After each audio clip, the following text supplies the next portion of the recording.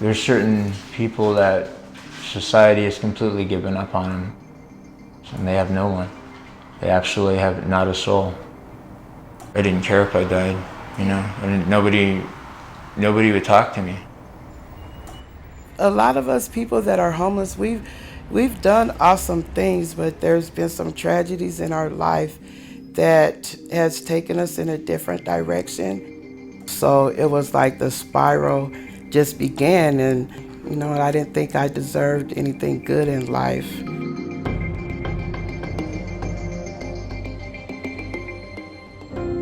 I had a pretty horrible upbringing.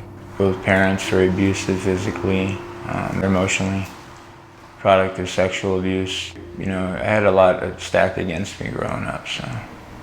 In and out of the criminal justice system for well over, a decade plus, battling drug addiction, mental illness. Didn't know how to basically heal myself.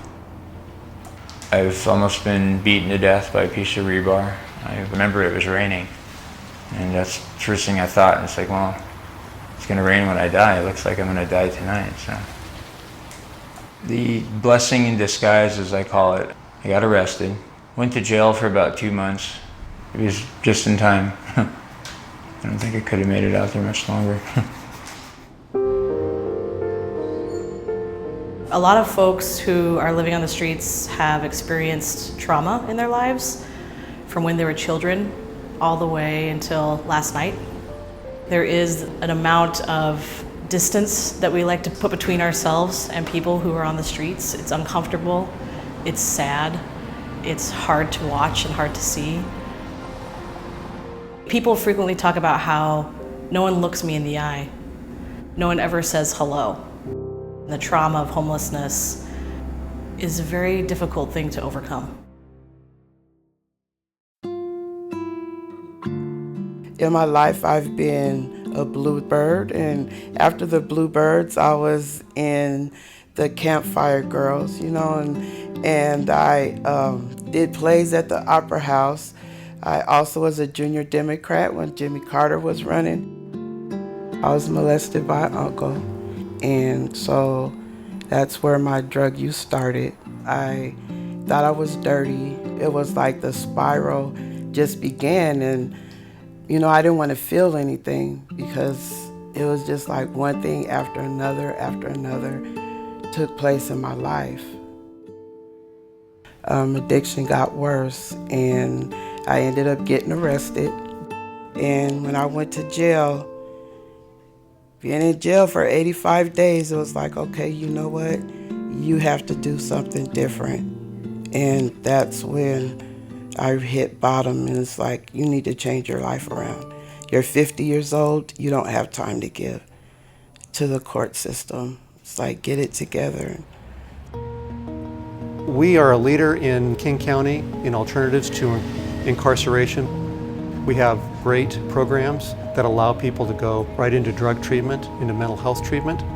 But it's very difficult for us to even get those people to those programs if they don't have a stable place to live.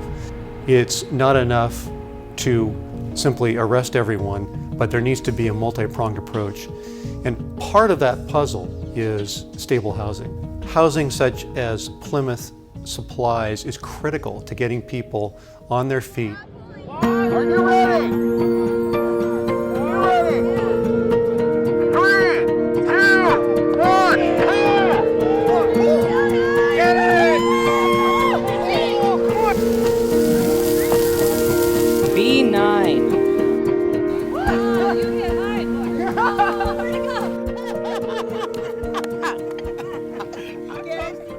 I love it.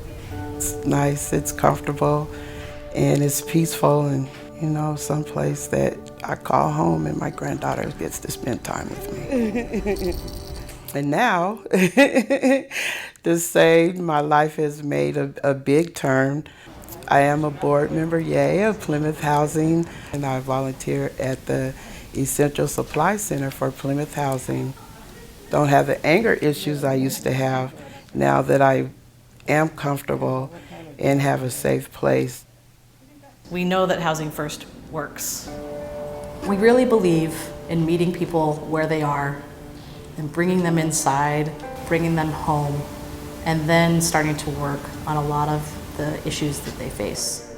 Housing is the very beginning for a lot of folks to a long process of recovery, a long process of work with our mental health agencies, substance use providers and treatment clinics, all of the veteran service organizations. We are filling a gap that our society is not addressing to build this fabric that really helps people to elevate themselves.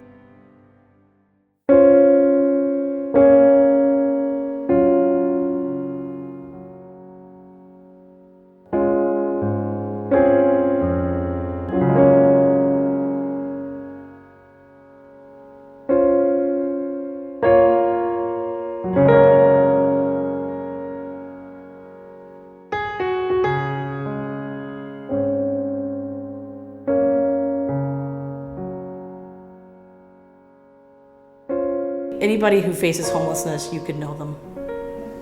You probably do. It's our job to care about those folks. That's why we are here. Plymouth is really an awesome organization. It's something every day that they do and dedicate their lives to it. That really means a lot to me. It really does. Really, it's kind of hard when you get off of work and you had nowhere to go take a shower, wash your clothes, all the grime off your clothes that day, and then have to get up in the morning and try to get a shower, look presentable and feel rested enough to go out and try to work again, to try to make some kind of honest living. You know, it's nice not to be homeless. It's a good feeling. I have the will to live now. It's important for me now not to die a statistic on the street. A person can redeem themselves, you know, all they want, but you can't unless you give them the trust and forgiveness. After that, it means nothing. Plymouth Housing was my second chance, but this is the one, and people absolutely did not give up on me. So, what Plymouth maintains is really important for people. It gives them a quality of life. It gives them a sense of that they're still a human being. To all the people at Plymouth, just keep up the good work. Don't give up on us.